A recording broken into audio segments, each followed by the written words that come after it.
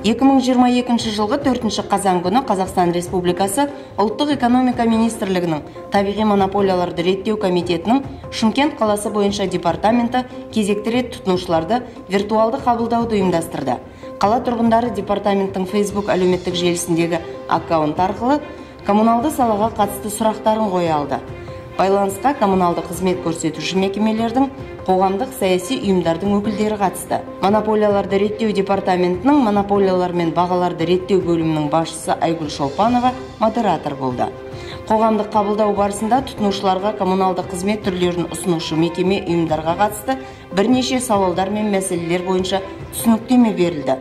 Бұл жолғы қабылдауда су ресурстары маркетинг жауапкершілігі шектеулі серіктестігіне қатысты, яғни сумен қамту және су бұру қызметтеріне байланысты сауалдар түскен жоқ.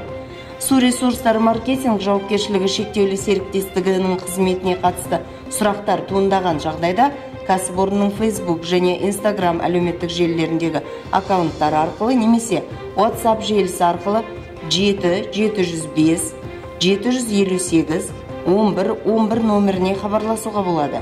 Әр сұрақ жіті қарастырылады және міндетті түрде жауап беріледі.